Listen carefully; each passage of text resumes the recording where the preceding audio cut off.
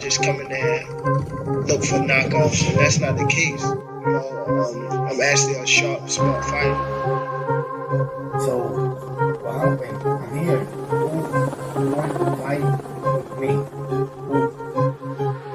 I really don't care who's in front of me. I don't feel like no fighter can beat me.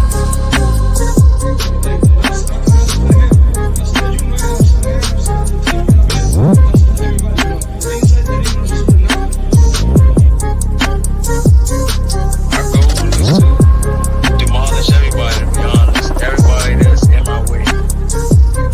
The pinnacle to any weight division is to have all the belts, all of the titles.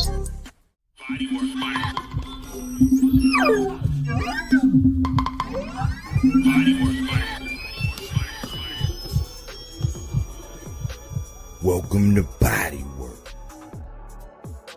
Welcome back. It's Michael Rogers. Welcome to BodyWork Boxing. Or should I say BodyWork Boxing and Waffles. Man, I don't know why, but YouTube don't really want me to be great today. I had a wonderful video I was working on, and I exported it like 3 times, and 2 times it was one same file that was corrupt, and then the last time it was a different file that was corrupt, and I done changed everything up. But I was doing a video on this fight right here. This fight with Imantas Stanionis and Gabriel Maestre is the kickoff fight to the Canelo Alvarez and Jaime Munguia fight. And I think that this is a sneaky good fight. For one, it's going to kick the party off as far as the main card. But these are 2 Olympians. You know, they don't have the biggest names in the world, but Imantas Stanionis is making a title defense. And to his credit, like I said in this video, to his credit, he's the only one that I ever heard that raised his hand and say, hey, I want Boots. I'll take Boots. Hey, I want Keith. Give me Keith. Give me whoever you want. And they just could not keep this man active, but he's finally going to get his opportunity on the Canelo Alvarez undercard.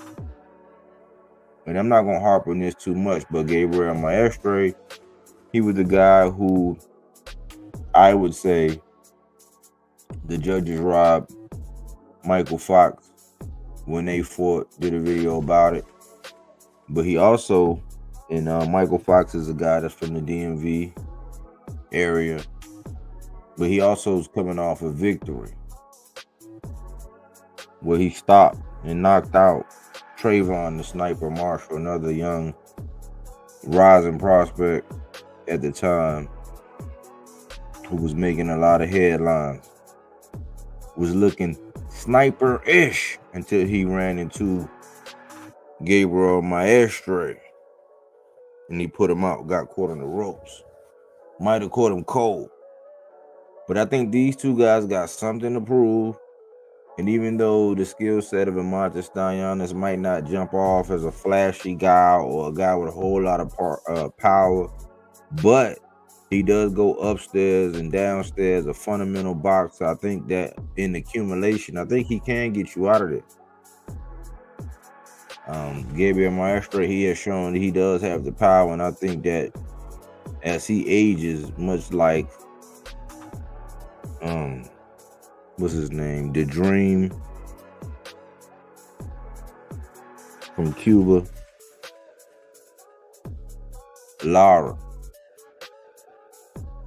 They start, as you get older, you start bringing on your power and sitting down on your punches more and not wanting to move around as much. So I think that this is a sneaky good fight. But what I really want to talk about is all this waffling that's going on right now, man. Boxing, we already said that boxing was headed into a territory that a lot of us hardcores really didn't want to see boxing go into, but it's almost like fighting off the inevitable. Because I'm seeing so many mics being shoved in people's faces and they're being asked to give a reaction to one of the major players in the circus that I just talked about. And it's really embarrassing.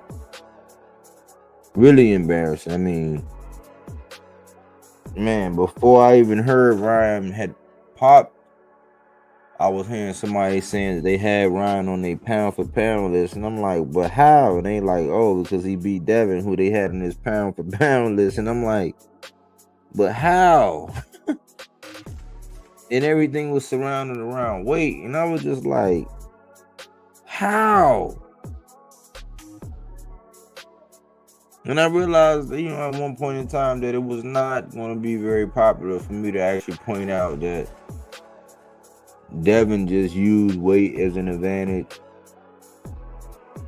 There's different ways you can use weight to an advantage.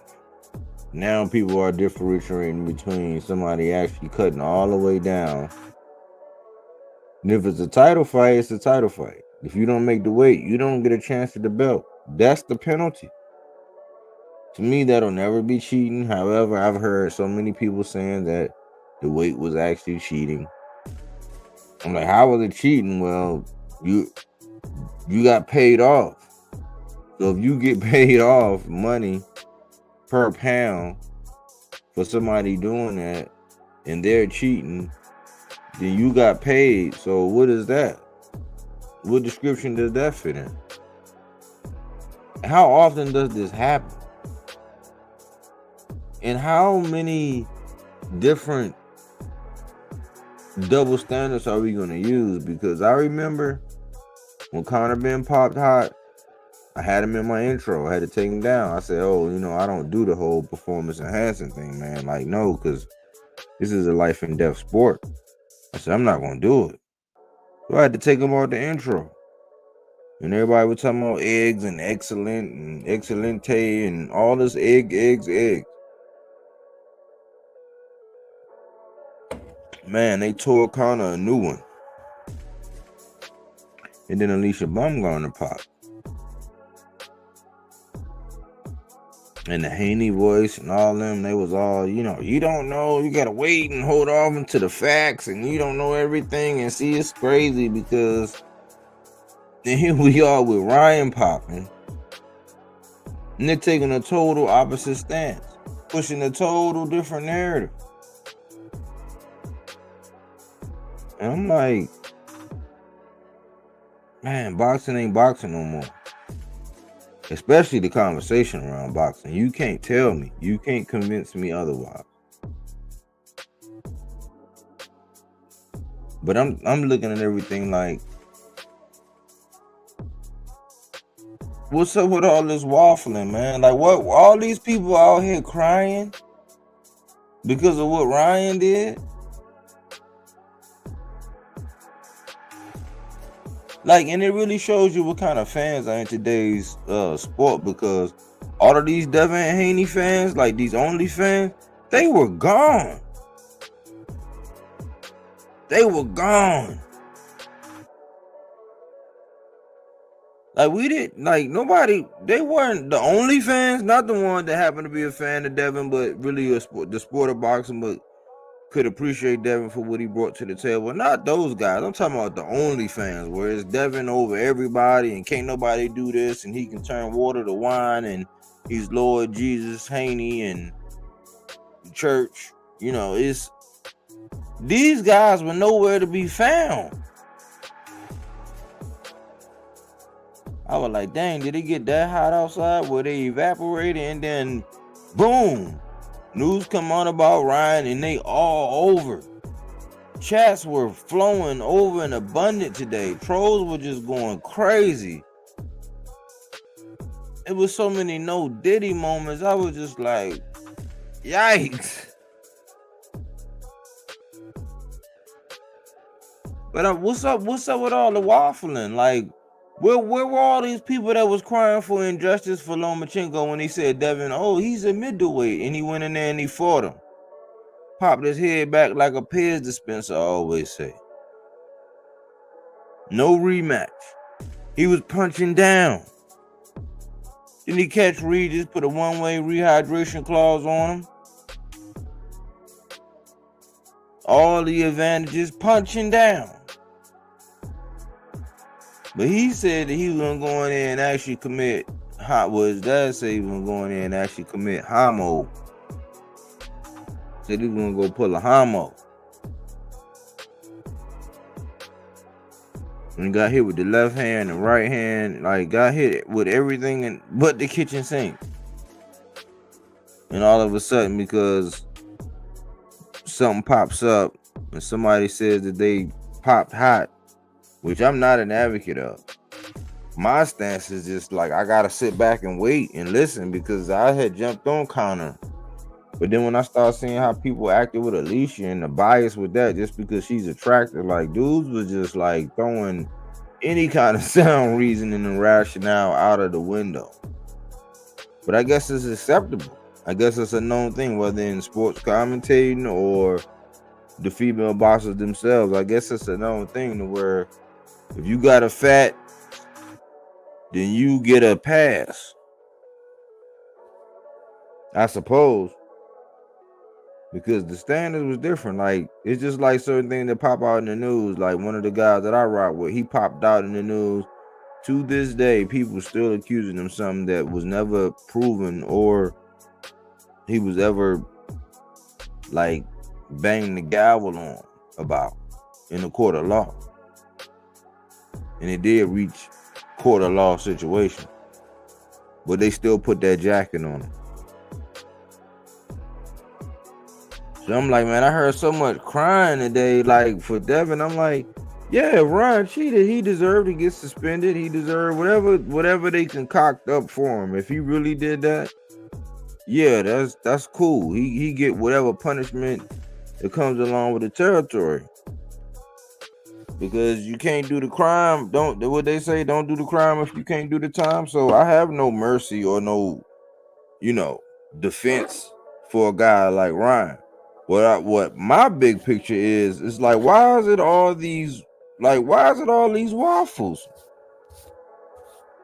with syrup and honey and all these people who before the fight they was saying, oh man, I got Devin winning and this and that and blah blah, and he showed that he couldn't.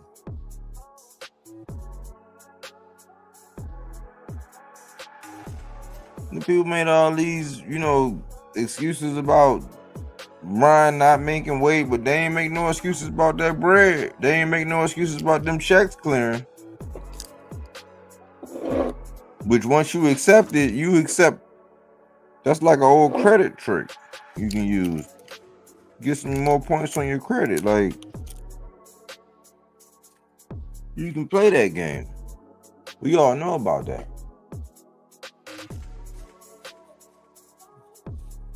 But I don't get how there was no outrage. There's selective outrage right now, but there was no outrage. And all this rejoicing and all that, it's almost like it's so weak. People were predicting against, people were celebrating like they had money down on the young Lord when they really didn't.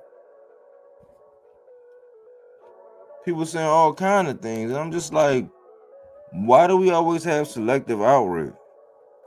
And why, like, when has it ever been cool in the sport of boxing? I don't know, because I was saying it takes away from the machismo of boxing, where you can clearly see and hear when fans make points that it's not about the skills inside the ring. It's about their affection or their infatuation with a certain boxer. And it's kind of weird looking at it, listening to it, having to hear it and digest it, and not really believing the extent of which people will go just to maintain control on somebody that done built up. And I understand. But somebody, I almost got offended the other day when they said somebody was doing an interview. One of them FHs. They was doing a video. And in the course of the video,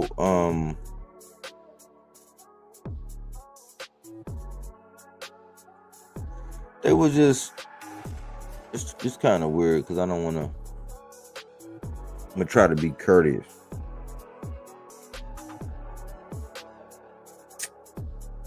Well, I don't know. I don't really want to be messy. I just know that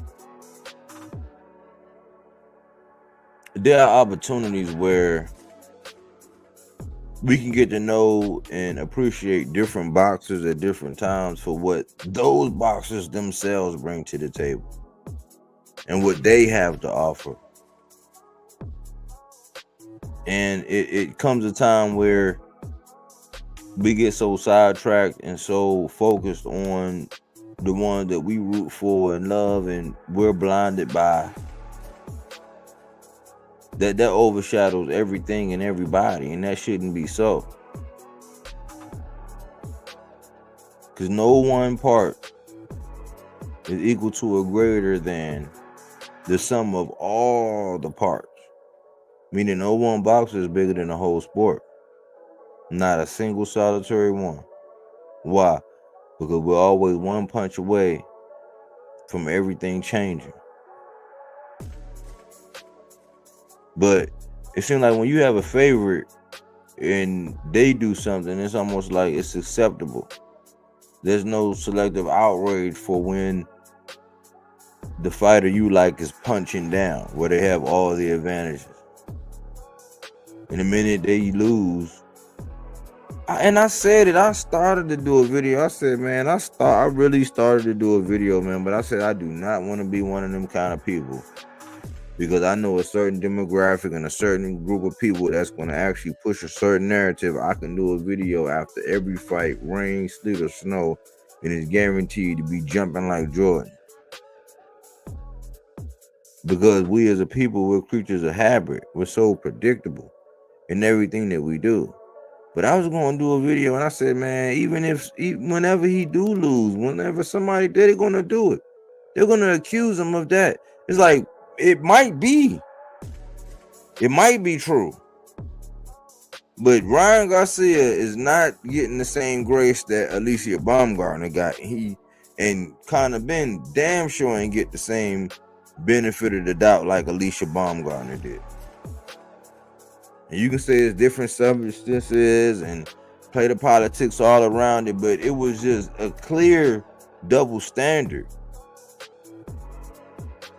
But I'm sitting back in boxing, I'm looking like, man, why are all these waffles in the game? Like, why one day you on this side, the next day you on that side, and then you riding for this and you doing for that, and then you rewrite history and you say that you neutral and you not biased, but it's like the jig is up, man. So many people have pulled their skirts up on this whole situation. It don't make any sense.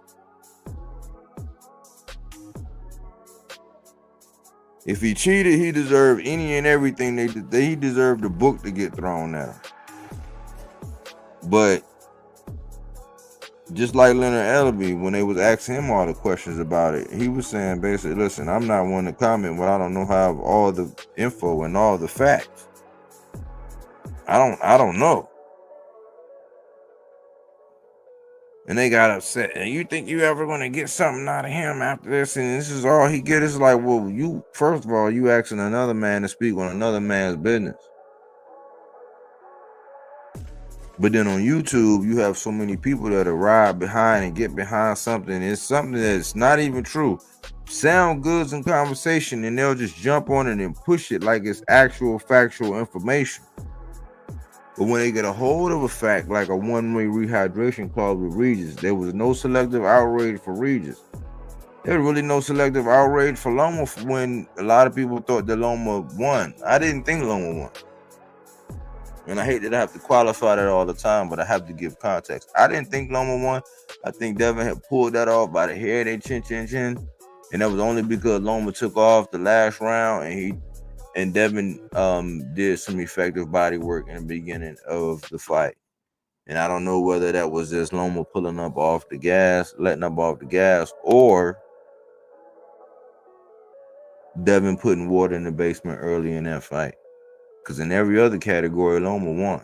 Power punches, jab, total punches. He was pretty much, he out-jabbed the jabber. He did everything. There was no selective outrage for the size that the man would rehydrate to punching down.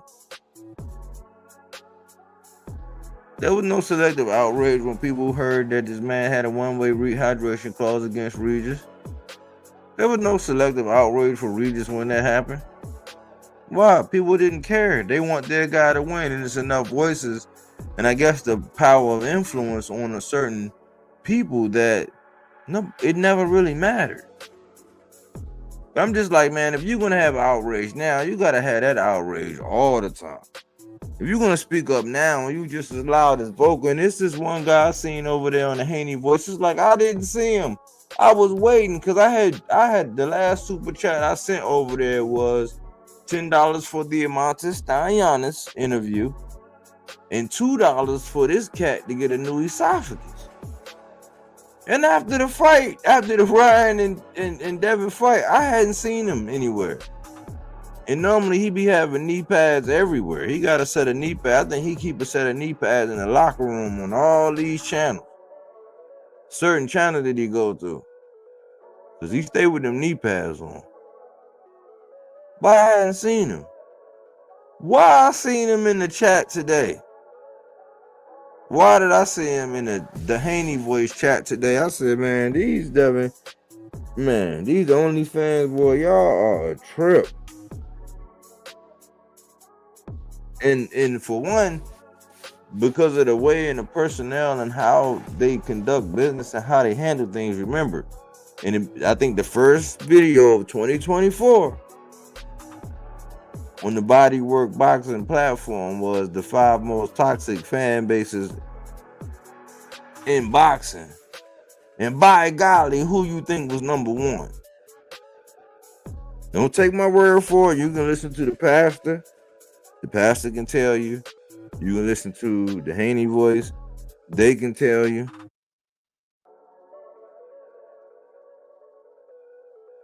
Who's number one in the sport? They'll tell you. They'll tell you that.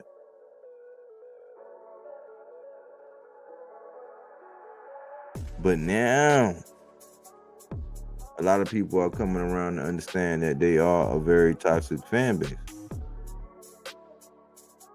But these people, they'll never really come out and go to the full extent of how heinous and how disrespectful these people are, because they want to maintain some kind of order. You know, they want to maintain some kind of balance, which I understand. But you gotta understand that karma is real. And you can't choose how karma come back around on you. So I'm not gonna be out here pulling a Justin Timberlake, man. It's like, yeah, it's messed up that Ryan. If Ryan really did that because how dangerous the sport is, it was just a heavyweight that just got sent up.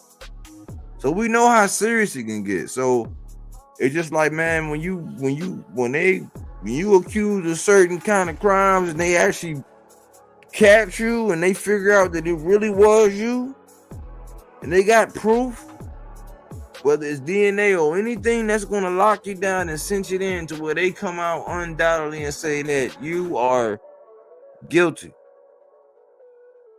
Yeah. When that happens, you deserve the book to be thrown at you.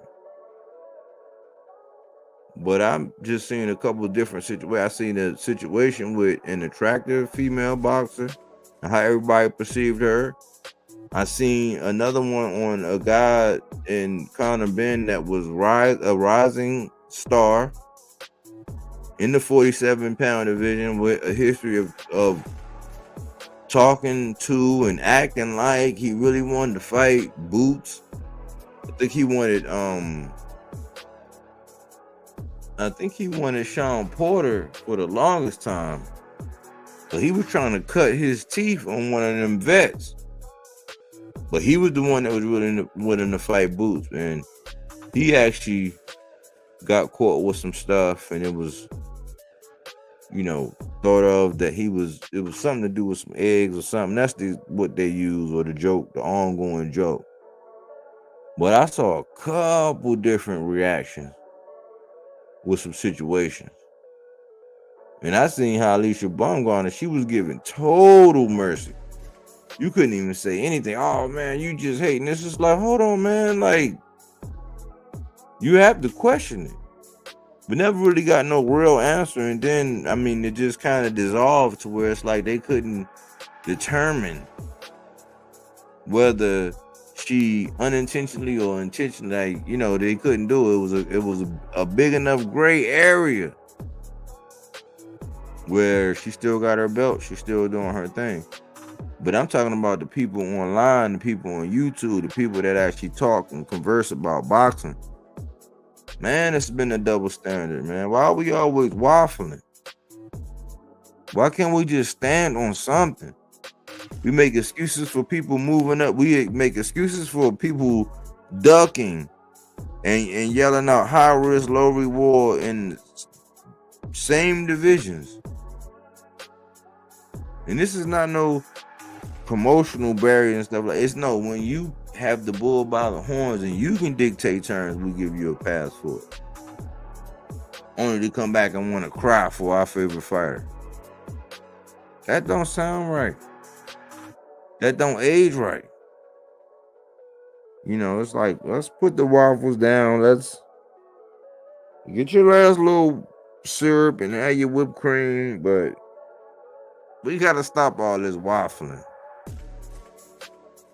We got to stop it. All this back and forth. Waffle. North American. Fail to make up one's mind. Joseph had been waffling over where to go. A failure to make up one's mind, saying maybe, leaving us squandering our lives in indecisive waffle. And that's the state of boxing. We are in, what does it say? Indecisive waffle. A failure to make up one's mind, saying maybe, leaves us squandering our lives in indecisive waffle. All the back and forth, all the flip-flopping, man. It's like, it's almost flagrant now how much people are doing that now. It's just almost like, man, like, do you really see that people can see that what you're doing is a whole gimmick?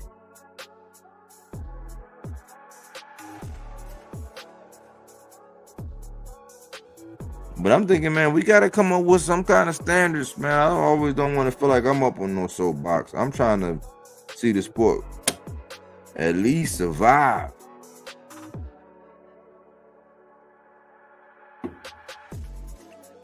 And maybe I've settled because I should be looking for the sport to thrive, but I'm looking for it to survive, but I just don't see it because people be flip-flopping all the time. But this is BodyWork Presents Boxing and Waffles, where flip-flops are common. Footwear, Connor Benn, Alycia Baumgarner, Ryan Garcia, DAZN, common denominator, DHP Karma, say it with your chest. Part of this, I believe, is karma.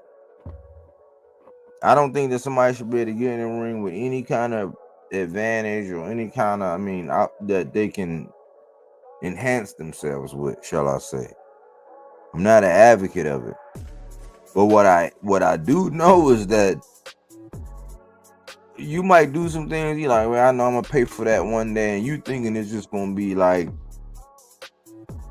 a small fender bender.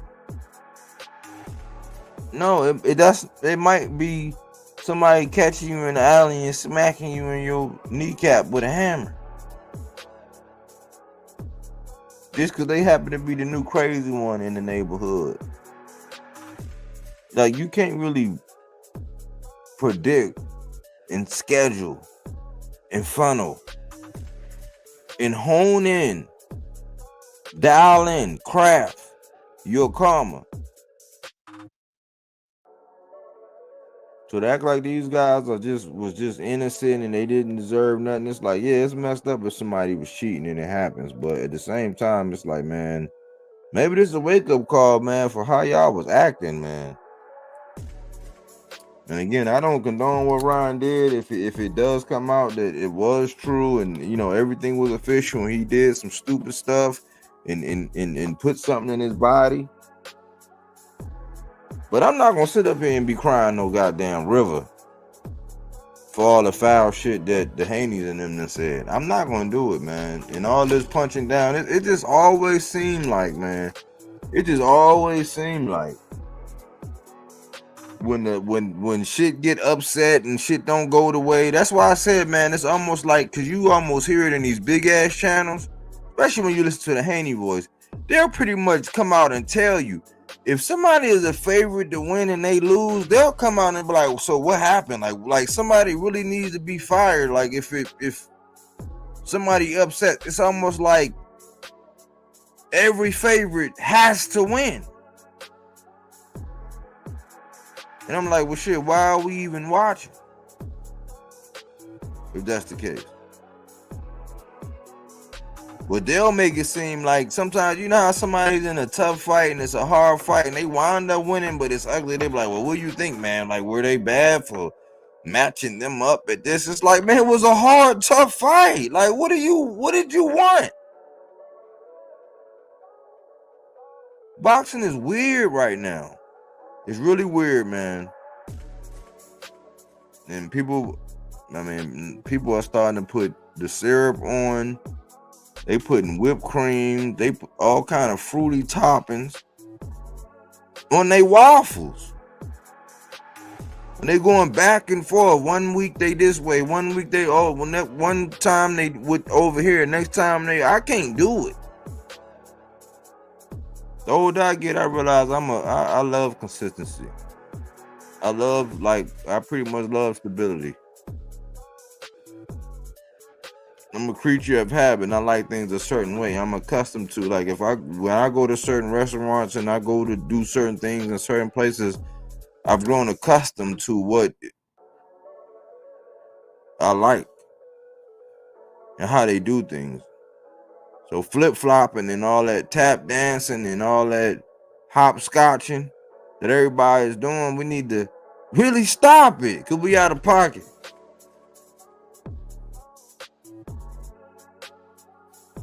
I'm just seeing a lot of things. I'm hearing a lot of crying, and then I had some subs talking about it. I said, man, they just trying to do anything. It's like, man, yeah. They trying to do anything. They hoping, praying, and wishing that it is true that that's what happened, so they can have something to hang on and cling on to. But I'm like, bigger than that. It's like, where was everybody before it got quiet before this news? It was almost like, where were all the fans? Where were all the Haney fans? And that's why I say that's a testament to what kind of people we got right now in this world and what kind of boxing fans we got. Because the fact that they were missing, and now that they get some news like that, now everybody done pop their head out. And I was like, damn, how much time do you need? That was on 420. We almost two, you know what I'm saying? We 2 and some change later. Like, what happened?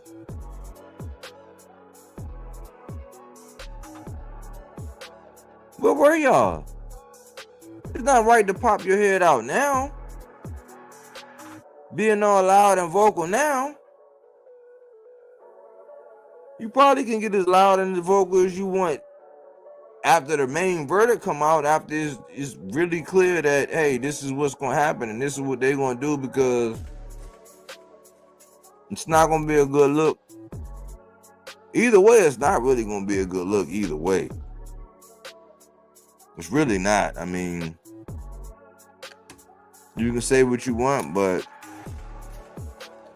I think people have witnessed that DHP has done enough things in boxing and the kind of energy and the darts that they've been thrown in every other direction, that it's a lot of different fan bases, man, that might be, you might be a fan of Shakur.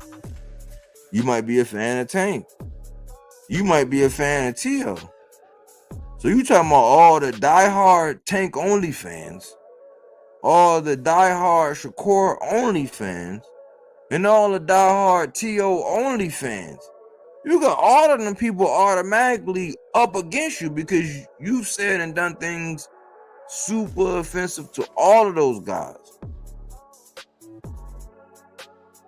And again, because of the severity of the sport and the fact that boxers get hit in the head for a living, I would never condone somebody actually taking anything to enhance their performance. I respect the game like that. That's why I don't even like when people come in there like what they said when they was talking about going in there to commit a homicide. When they was talking about, they said that. So don't try to come and be crying me a river. Be trying to cry me a river because you know what? Okay, cool. Like, all right, well, shoot, they're gonna go ahead and give you that. They're gonna wipe that smudge. They're gonna get you right. They're gonna smudge that off. Now what? Do you get a victory lap like the Haney voice was saying? Would you go ahead and get another victory lap? Because they said after the long for, oh, he deserved a victory lap. After the Regis fight, oh, he deserved a victory lap. I'm like, when the fuck do we get all these victory laps for a motherfucker that done fought one time to get undisputed and they act like he was better than Sugar Ray Leonard? They were talking cash money. And again, I would never condone somebody taking something to advance themselves inside of the ring. But what I can say is that Karma is going to come. Karma, I done told Karma, I said, you know what, Karma? Ain't we both good? When the last time I done did something bad to where I should have something? It's like, okay, well, all right, was it really? Okay, I got a little bit left. It's like, yeah, but we should be even, Steven. You can't control how your karma comes back. That don't make me an advocate of the act. If Ryan actually intentionally did something and there was some funny business going on, it just don't sound right. Because I had an inkling in me, just like when Deontay Wilder got his ass knocked out. Oh, man, he was shit. I said, man, y'all gonna do that every time? When it happened with Spence, at first, I was like, damn, Spence ain't look right. That was my first reaction. Why? Because Spence is my fighter. That was my first reaction. But reality set in and said, you know what? If all the things that they said about Spence was true before he got in that ring, I cannot take away from Bud for what he did to him because Spence got in that ring.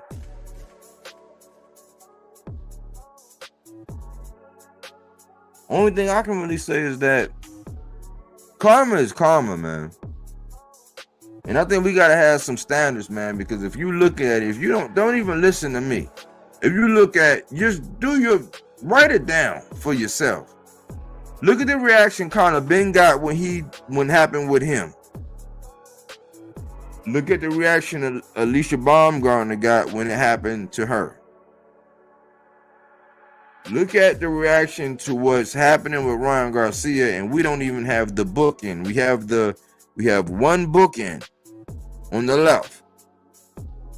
That other bookend has to come in before we can really assess what actually happened. Until then, people just showing their bias and crying.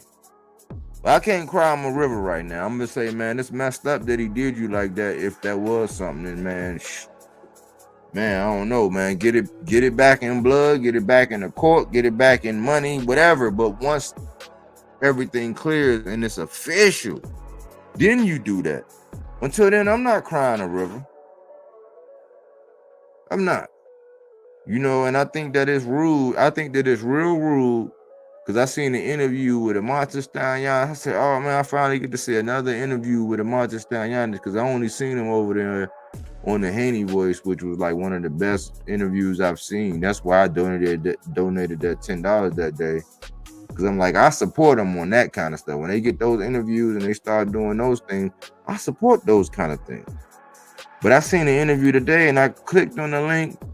They was asking him about a reaction to Ryan. Then I seen one with Ronnie Shields, a reaction to Ryan. Then I seen I'm like, why are we all reacting? It's a fight. You actually have a boxer in front of you where you can get to know that boxer and what he got on his mind and what he planned to do. But everybody's giving a reaction it's all these interviews about reactions to Ryan. For every action, it's a reaction. And sometimes, man, looking for that reaction is nothing but a distraction. And I ain't gonna charge you nothing for that, but I'm not gonna be out here crying and whining and acting like there was some engraved justice in detail. Because when you look at it, it was almost like shit. If you'd have stuck to your game plan, if you'd have stuck to your goddamn game plan, if you normally do, you could have still won. Because Frank Martin, guess what? Michel Rivera, the one who they said can box. Michel Rivera popped hot. Yeah, y'all remember that? Y'all remember when Michel Rivera popped hot? Frank Martin still sat his ass down. Still won despite the PA. So I'm like, I don't know, man. I mean, that's why I say, man, don't knock the hustle when it comes down to Tank and Frank. Let's be frank. Let's be frank, because I remember just here recently, we had an example of where somebody popped hot. Michel Rivera against Frank Martin. Frank Martin still sat his ass down. Still came out with that cleaned up in devastating fashion. And Michel Rivera was the favorite in that fight. It's just food for thought. So I ain't gonna be out here crying no tears and no crocodile tears and crying no river and acting like I don't pay attention to what's going on.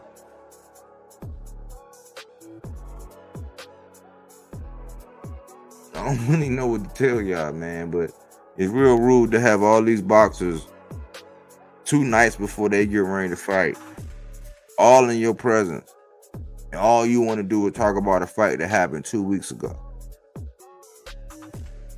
But I ain't shit, because I can talk about this shit in real time online, and if I sit down and produce it out, people would rather watch something like that than listen to those stale ass questions that everybody else is asking.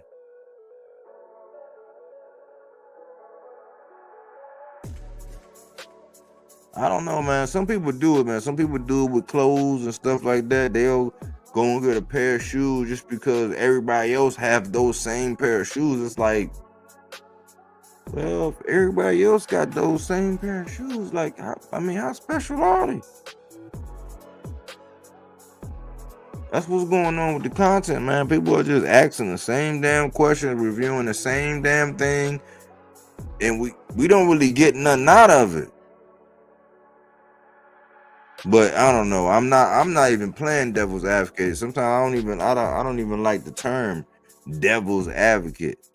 But I can say that I haven't heard at all at one point, not a near nutter Marasaka give the example I just gave about how Frank Martin fought Michel Rivera with PEDs. There was no outrage. Where was the outrage when Michel Rivera popped hot? Where was the outrage? Where was the outrage when Michel Rivera popped hot? Frank sat his ass down, won the fight handily. Where was the outrage for Frank Martin? Oh no, because it was the darling of boxing. They got sat down on his back pockets. Now everybody crying. I don't know, man. I mean, boxing and waffles. Boxing and Waffles. Because people be flip-flopping. Stop me when I'm lying. Stop me when I'm lying. Here's Twin. Salute. Arnaldo Nieves. Salute. Erwin Torres. Salute.